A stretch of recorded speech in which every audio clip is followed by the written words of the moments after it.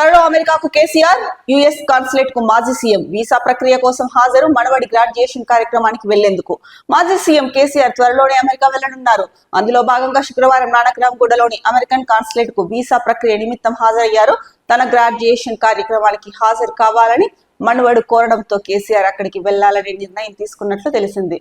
So అమెరికాకి అయితే కనుక త్వరలో కేసీఆర్ వెళ్తున్నారు. ఎందుకంటే తన మనవడి గ్రాడ్యుయేషన్ కార్యక్రమానికి తన మనవడు రమ్మని కోరడంతో అయితే కనుక అక్కడికి వెళ్ళాలని డిసైడ్ అయ్యారు. సో ఈ నేపథ్యంలోనే యుఎస్ కాన్సులేట్ కి మాజీ సీఎం వీసా ప్రక్రియ కోసం హాజరయ్యారు అని చెప్పేసి ప్రధానంగా ఇచ్చారు. అంటే తన మనవడి గ్రాడ్యుయేషన్ కోసం రమ్మన్నారు. బాగుంది, ఎందుకంటే ఫ్యామిలీకి ఇంపార్టెన్స్ ఇవ్వాలి. ఎందుకంటే ఫ్యామిలీలో ఏదున్నా కూడా అందరూ కలిసిమెలిసి సంతోషంగా ఉంటేనే ఆ కుటుంబం బాగుంటుంది.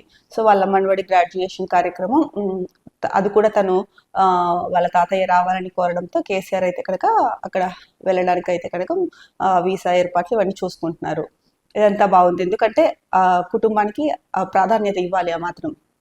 మరి మనవడు పిలుస్తానే గ్రాడ్యుయేషన్ కి మీరు రావాలి అని చెప్పి అక్కడికి వెళ్ళడం కోసం సిద్ధమైన కేసీఆర్, మరి మీరు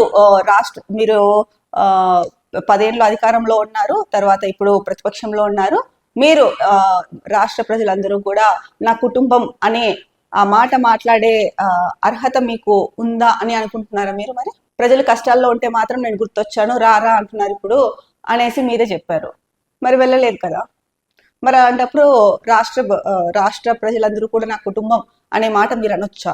అదొకసారి మీరే ఆత్మవిమర్శ చేసుకోవాల్సిన అవసరం ఉంది. చాలా మంది ప్రజలు అయితే కనుక ఇప్పుడు దీని మీదనే చర్చించుకుంటున్నారు. అంటే రాష్ట్రం అంతా ఒక కుటుంబము అని చెప్తూ ఉంటారు కదా, మరి రాష్ట్ర ప్రజలు అంతా ఒక కుటుంబము అంటుంటారు కదా. మరి మేము రా అని చెప్పామని చెప్పేసి కేసీఆర్ గారు అన్నారు. మరి ఆయన రాలేదు కదా, అలిగారు మా పైన.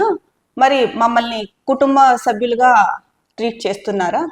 చేయట్లేదు, మమ్మల్ని ఓటర్లుగానే చూస్తున్నారు అన్న భావన చాలా మంది ప్రజల్లో చర్చించుకుంటున్నారు, ముఖ్యంగా మహిళలు చర్చించుకుంటున్నారు. మరి దీనికి ఏం సమాధానం చెప్తారో మరి మీరే ఒకసారి ఆత్మవిమర్శ చేసుకోవాలి. ఇది కంపారిజన్ కాదు, ఏమీ కాదు. కాకపోతే ఎవరైనా సరే అధికారంలో ఉన్నప్పుడు చాలా మంది ప్రతిపక్షంలో ఉన్నా కూడా రాష్ట్ర ప్రజల తరఫున ఏవైనా సమస్యలు ఉంటే పోరాడతారు, ప్రభుత్వానికి అవన్నీ చెప్తారు, లోటుపాట్లు ఏవైనా ఉన్నా కూడా చెప్తారు, విమర్శిస్తారు. ఇవన్నీ సహజమే. కానీ ప్రజలపైన ఇండైరెక్ట్ గా అలగడం అనేది అయితే మాత్రం నాకు తెలిసి ఫస్ట్ టైం చూస్తున్నాను, ఫస్ట్ టైం విన్నాను కూడా. కొద్ది రోజుల క్రితం ఇదే న్యూస్ పేపర్లో వార్త ఇచ్చారు. మరి కుటుంబానికి ఇచ్చే ప్రాధాన్యత కుటుంబానికి ఇవ్వాలి, దాంట్లో అది 100% కరెక్ట్. ఎందుకంటే కుటుంబ విలువలు, కుటుంబ బాంధవ్యాలు ఇవన్నీ కూడా చాలా ఇంపార్టెంట్. అలాగే రాష్ట్రంలో ఉన్న ప్రజలను కూడా, అంటే మీరు ఒక సీనియర్ రాజకీయ నేతగా అందులో 10 సంవత్సరాలు ముఖ్యమంత్రిగా చేశారు. ఆ 10 సంవత్సరాలు మీరు ముఖ్యమంత్రి అయ్యారంటే అది ప్రజలు ఇచ్చిన అధికారమే. మరి అలాంటప్పుడు రాష్ట్ర ప్రజలందరూ కూడా కుటుంబంతో సమానమే కదా.